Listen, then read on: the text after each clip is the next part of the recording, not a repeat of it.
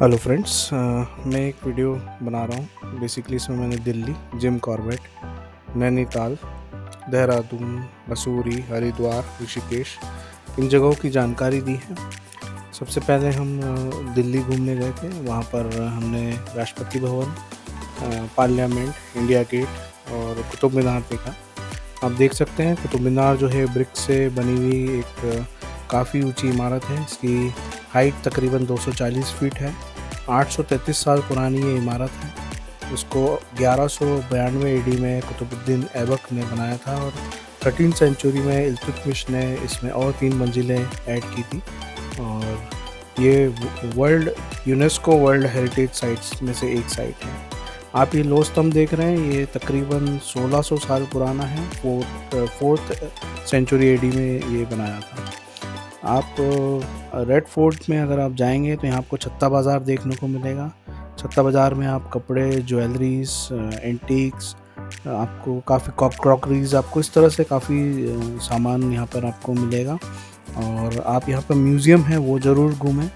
Museum में आपको पूरी हिस्ट्री, हम कह सकते हैं मुग़ल पीरियड से लेकर के 1947 तक की आपको हिस्ट्री के प्रूफ्स आपको म्यूज़ियम के अंदर आपको दिखेंगे। का सामना किया और मुगलिया सल्तनत और पूरे हिंदुस्तान का दिल बनकर मजबूत।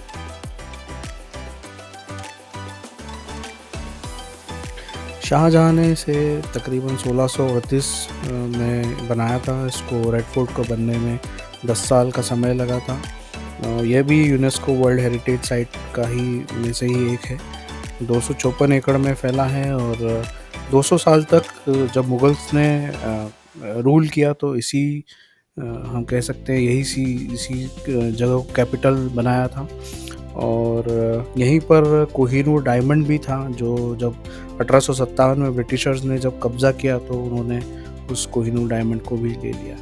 आपके पास अगर समय है तो आप गुरुद्वारा बंगला साहिब, हुमायूं टॉम्ब, जामा मस्जिद और अक्षरधाम टेम्पल भी दिल्ली में देख सकते हैं। ये भी एक म्यूज़ियम का ही हिस्सा है जहाँ पर काफ़ी अच्छा ग्लास वर्क था और एक इल्यूशन इफ़ेक्ट ये क्रिएट कर रहा था। रामनगर के लिए हमको निकलना था और ओल्ड दिल्ली रेलवे स्टेशन से हमें ट्रेन मिली रामनगर के लिए।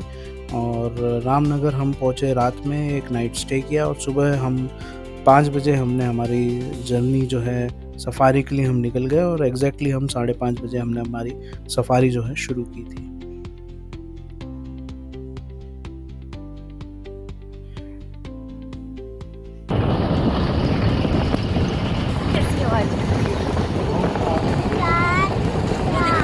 तेज भाग रहा है वो। टाइगर टाइगर टाइगर टाइगर पूरा टाइगर।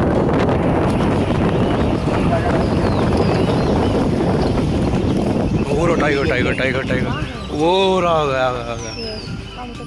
अरे यहाँ से निकल गया, जस्ट घुसा है वो। तभी वो हिरन भागा ना। दिख गया मेरे को, तो दिखा है बट हाँ देख।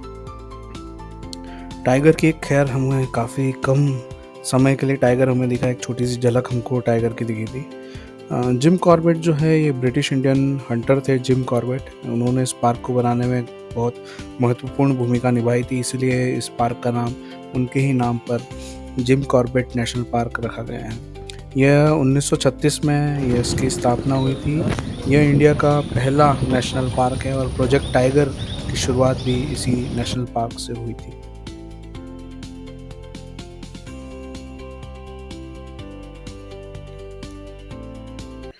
यहाँ पर आपको बहुत से जानवर देखने को मिलेंगे। हमारे गाइड ने हमें बताया था कि यहाँ तकरीबन 250 एंड अबव टाइगर्स हैं, तकरीबन 40,000 यहाँ पर डियर्स उन्होंने बताए थे। यहाँ पर आपको बार्किंग डियर मिलेगा, यहाँ पर आपको वाइल्ड बोर देखने को मिलेगा, मंकीज़ आपको मिल जाएंगे, आपको पिकॉक और बहुत सारे आपको variety of you will get birds. आप जब यहाँ पर आएंगे तो आपको बहुत से बर्ड्स जो हैं यूनिक, मतलब आपको अलग अलग आवाज़ें आपको सुनाई मिलेगी, तो आपको बहुत अच्छा यहाँ पे फील होगा। ये आप टाइगर क्लॉज देख सकते हैं, एक टाइगर किस तरह से अपनी टेरिटरी मार्क करता है। और खैर हमारे गाइड भैया ने बताया था कि एक टाइगर अगर इस टेरिटरी में आएगा तो इन क्लॉज को देख करके वो दूसरे टाइगर की हाइट का एक अंदाज़ा लगाता है और फिर वो ये डिसाइड करता है कि इस टेरिटरी में वो एंटर करे या ना करे। So this is how this one can say the tiger mark it's territory and give hint for it is a hint for other tigers। ये आप देख रहे हैं, ये बार्किंग डियर है।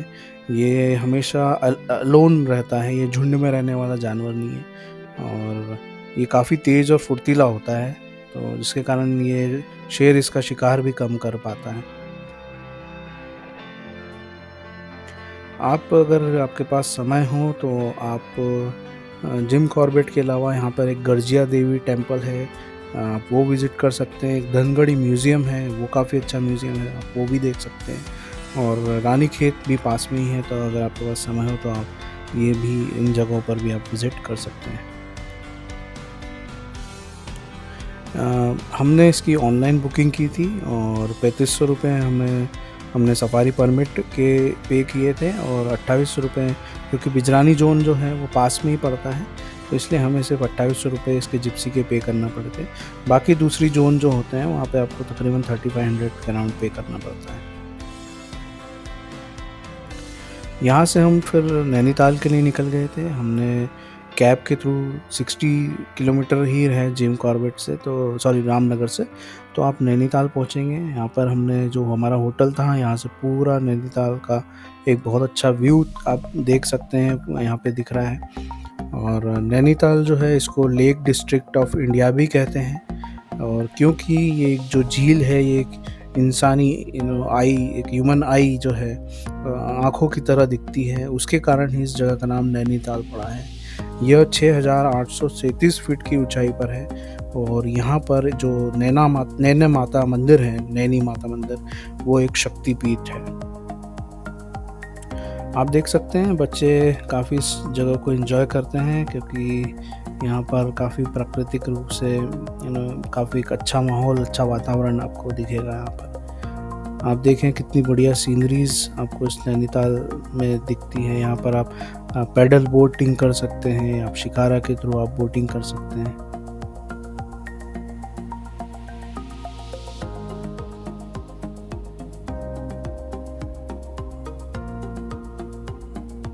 अगर आपके पास समय है तो आप नैनीताल में टिफ़िन टॉप, भीमताल, नौकुचिया ताल और मॉल रोड आप ज़रूर घूमें यहाँ पर।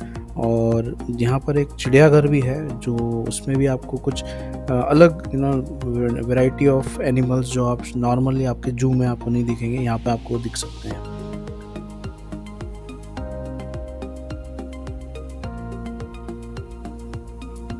नैना माता मंदिर जो है वहाँ पर भी आप जाएं।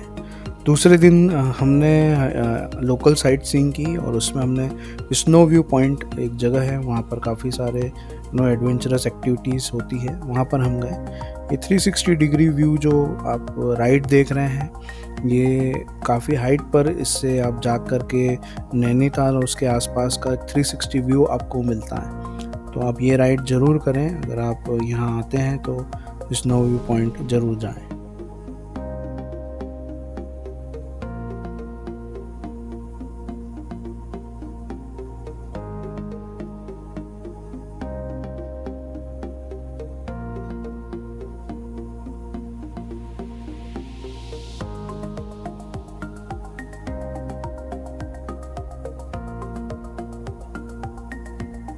आप देख सकते हैं ऊंचाई से नैनीताल झील।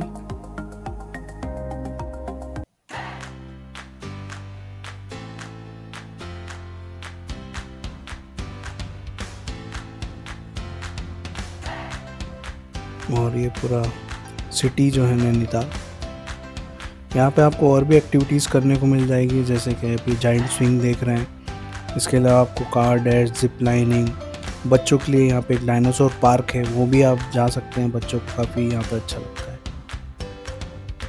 नैनीताल में ही एक और काफ़ी अच्छा पॉइंट है, इको केव पार्क। अगर आपको एडवेंचर पसंद है, आपको केविंग पसंद है, तो आप इस स्पॉट पर ज़रूर जाएं। यहाँ पर आपको विभिन्न प्रकार की गुफाएं मिलेंगी जो कि प्राकृतिक रूप से बनी हुई हैं, जैसे कि बैट्स केव, टाइगर केव, पैंथर केव। और आपको यहाँ पर एडवेंचर, एक नेचुरल, अगर हम बात करें इन्वायरमेंट में आपको एडवेंचर करना है तो ये आपको यहाँ पे बहुत अच्छा लगेगा। कुछ केव्स थोड़ी स्टीप भी है, गहरी भी है, और कई जगह पर काफ़ी सकरा रास्ता है, तो आप उस हिसाब से अपनी मतलब रिस्क पर इस जगह पर जाएं।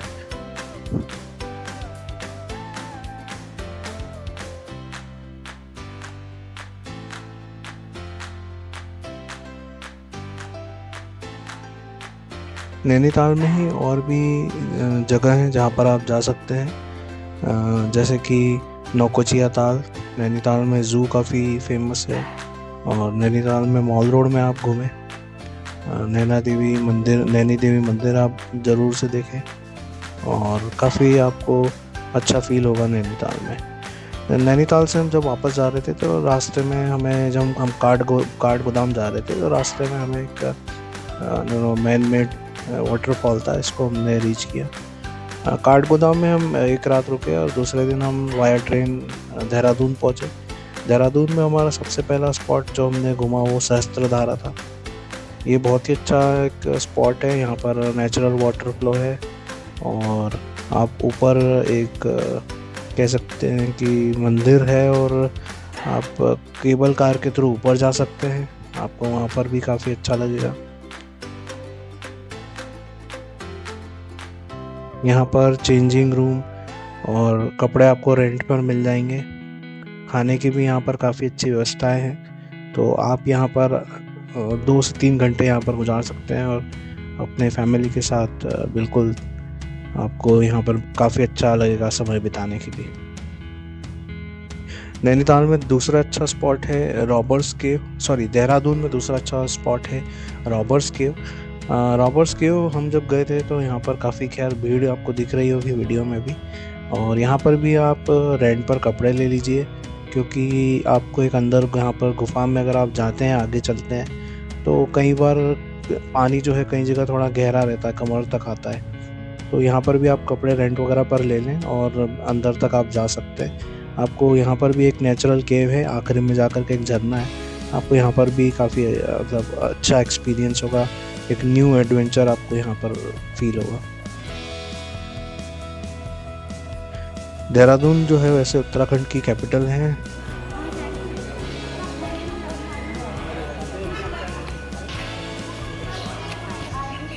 So beautiful. इसे सिटी ऑफ लव भी कहते हैं। ये अभी आप जो देख रहे हैं ये FRI है, फॉरेस्ट रिसर्च इंस्टीट्यूट। यहाँ पर 2 म्यूज़ियम्स भी हैं, आप वो भी घूमें, और बहुत अच्छा स्पॉट है। यहाँ पर काफ़ी अच्छे फ़ोटो पॉइंट्स हैं, और प्री वेडिंग शूट्स भी यहाँ पर आप कर सकते हैं। बहुत ही अच्छी जगह है ये। यहाँ पर आप और भी देहरादून में अगर कुछ स्पॉट घूमना है तो आप IMA घूम सकते हैं, राजा जी नेशनल पार्क घूम सकते हैं, और इसके पास में एक धनौल्टी नाम की जगह है, वो भी आप घूम सकते हैं। देहरादून अगर आपको घूमना है तो तकरीबन 1 दिन आपको उसमें लगेगा। देहरादून में ही एक और काफ़ी अच्छा स्पॉट है टपकेश्वर महादेव मंदिर। यह भी प्राकृतिक गुफाओं के अंदर बना हुआ है। यहाँ पर प्राकृतिक रूप से पानी जो है रिसता है, और हम कह सकते हैं कि ये भी एक अच्छा स्पॉट था। इसके पास से ही एक नदी बहती है, और लोग वहाँ पर भी अपना समय बिताते हैं फैमिली के साथ। देहरादून में एक और बहुत अच्छी जगह है जहाँ आपको बिल्कुल जाना चाहिए, माइंड रोलिंग मोनेस्ट्री, और इसे हम कह सकते हैं कि एक बुद्धिस्ट प्लेस है, मगर आपको यहाँ पर काफ़ी अच्छा फील होगा। गार्डन्स काफ़ी अच्छे हैं, बुद्धिस्ट स्तूपा है, ये सबसे बड़ा स्तूपा है बुद्धिस्ट, और यहाँ पर काफ़ी बहुत सारे स्तूपास, अलग अलग स्तूपास हैं, और कुछ टेम्पल्स भी हैं यहाँ पर, तो आप बिल्कुल यहाँ जाएं और आपको अच्छा लगेगा यहाँ पर।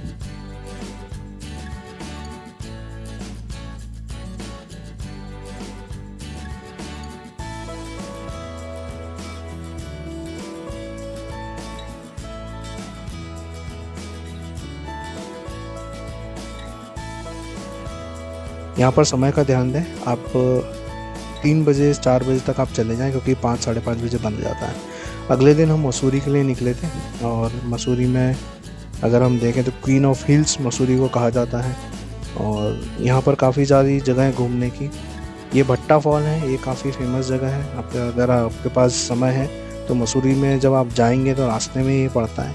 ये एक नेचुरल मैन मेड स्पॉट है और यहाँ पर कुछ एडवेंचरस एक्टिविटीज़ होती है। साथ ही आईके एडवेंचर पार्क है, यहाँ पर बच्चों के लिए काफ़ी अच्छी एक्टिविटीज़ हैं, एडवेंचर एक्टिविटीज़ हैं, मगर मैं कहूँगा कि थोड़ा एज ग्रुप अगर मैं कहूँ कि 15-16 के या अप टू 18 तक के बच्चों के लिए ये अच्छा स्पॉट है। मगर एडल्ट्स के लिए यहाँ पर मुझे कोई ख़ास एडवेंचरस एक्टिविटीज़ यहाँ पर नहीं मिली। अगर आपको एडल्ट्स अगर आप हैं अबाउ 18 ईयर्स हैं तो अगर आपको एडवेंचरस एक्टिविटीज़ करना है तो आप ऋषिकेश ज़रूर जाएं।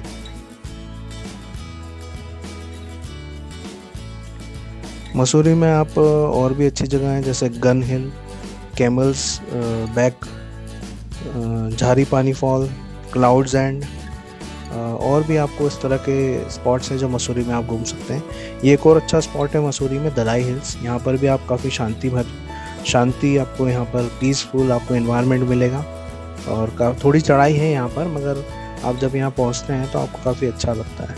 ये दलाई हिल्स जो है यहाँ पर इसकी हिस्ट्री लिखी है और यहाँ पर आपको एक बुद्ध की काफ़ी बड़ी आपको मूर्ति मिलेगी और आसपास बहुत ही अच्छे नेचुरल व्यूज़ हैं यहाँ पर।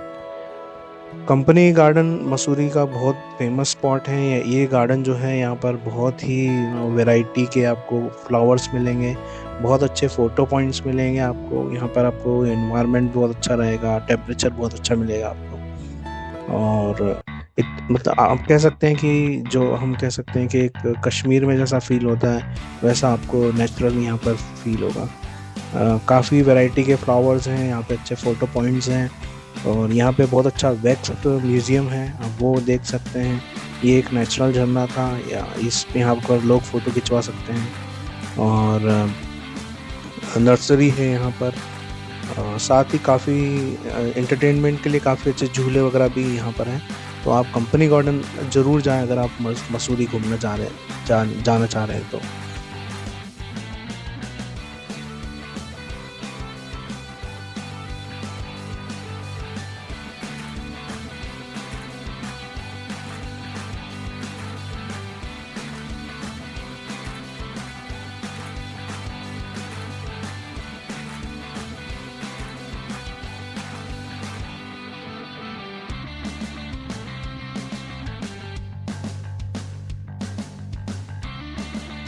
देखिए कंपनी गार्डन में ही काफ़ी अच्छे झूले हैं, बच्चे यहाँ पर काफ़ी अच्छा एंजॉय करते हैं। साथ ही यहाँ पर खाने पीने के लिए काफ़ी अच्छे अरेंजमेंट्स हैं, फूड कोर्ट वगैरह यहाँ पर काफ़ी अच्छे हैं।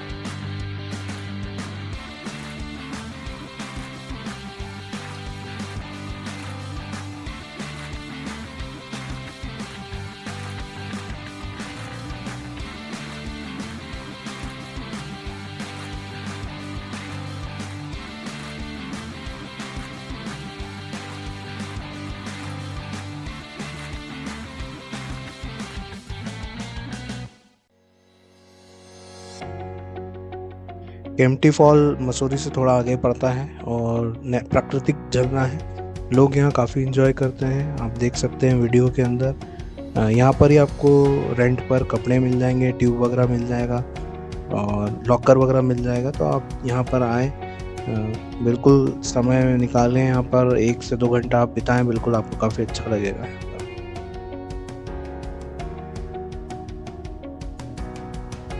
खाने पीने की भी काफ़ी अच्छी जगह है यहाँ पर और यहाँ पर ये हमारा मसूरी का आखिरी स्पॉट था।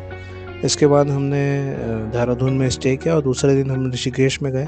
ऋषिकेश में हमने थ्रिल फैक्ट्री नाम की एक जगह गए जहाँ पर एडवेंचरस एक्टिविटीज़ होती है। और ये स्कैट जंप है जो आप अभी देख रहे हैं। स्कैट जंप के साथ और भी हाई स्विंग जंप है, रिवर्स बंजी जंप है, जाइंट स्विंग है। तो इस तरह के काफ़ी एडवेंचरस स्पॉट्स हैं जो आप वहाँ पर जा कर के कर सकते हैं। ये इंडिया का टॉलेस्ट जाइंट स्विंग था और इसके पहले स्कैट जंप जो आपने देखा था वो भी एशिया का हाईएस्ट स्कैट जंप था। यहीं पर आपको बंजी जंपिंग भी मिल जाएगी। तो आप शिवपुरी में अगर आपको एडवेंचरस एक्टिविटीज़ का शौक़ है तो बिल्कुल आप थ्रिल फैक्ट्री में आ सकते हैं। ये रिवर्स बंजी जंपिंग है, ये भी काफ़ी एडवेंचरस था। ऋषिकेश में हमने जब शिवपुरी में एडवेंचरस एक्टिविटीज़ की, उसके बाद हम जो है ऋषिकेश में गंगा किनारे हम आ गए, गंगा के घाट पर हम आए और हमने फैमिली के साथ काफ़ी अच्छा यहाँ पर समय बिताया। यहाँ पे हम स्वर्गाश्रम एक ट्रस्ट है, उनके द्वारा बनाया गया मंदिर है, वो देख कर के आए, वो हमने देखा घाट पर पे। और इसके अलावा भी खैर अगर आपके पास समय है तो आप ऋषिकेश में और भी काफ़ी अच्छे स्पॉट्स हैं, जैसे आप लक्ष्मण झूला, राम झूला, त्रिवेणी घाट, बीटल्स आश्रम, नीलकंठ महादेव मंदिर, इस तरह आप ऋषिकेश में समय बिता सकते हैं। अगर आपके पास समय ज़्यादा है तो आप बिल्कुल ऋषिकेश में 1 से 2 दिन में काफ़ी अच्छा यहाँ पर समय बिता सकते हैं। ये जो आप देख रहे हैं ये राम झूला है, इसी के थोड़ा आगे जानकी झूला है और एक लक्ष्मण झूला है। ऋषिकेश घूमने के बाद हम हरिद्वार पहुंच गए शाम को, क्योंकि हमको वहाँ पर गंगा आरती देखना थी। तो हम हर की पौड़ी में हमने गंगा स्नान किया और उसके बाद जो है हमने शाम को वहाँ पर गंगा आरती करी। हरिद्वार को जो है गेटवे ऑफ 4 धाम भी कहते हैं, या जो 4 धाम उत्तराखंड के बद्रीनाथ, केदारनाथ, गंगोत्री, यमुनोत्री, उसकी यात्रा यहीं से शुरू होती है। अगर आपके पास समय है तो आप हरिद्वार में और भी यहाँ पर टेंपल है, जैसे चांदी देवी टेंपल, माया देवी टेंपल, भारत माता एक मंदिर, तो यहाँ पर भी आप बिल्कुल हरिद्वार के अंदर आपके पास अगर समय है तो आप जा सकते हैं। और इसी तरह से हमने हरिद्वार, ऋषिकेश, कॉर्बेट, मसूरी, नैनीताल और इस तरह की हमने एक जर्नी जो है हमने पूरी करी। हरिद्वार में हमारा नाइट स्टे था और दूसरे दिन हम ट्रेन लेकर के नई दिल्ली आए और नई दिल्ली से हम जो है वापस इंदौर के लिए रवाना हुए। धन्यवाद। मैं आशा करता हूँ कि आपकी जर्नी भी काफ़ी सुखद रहेगी। Thank you.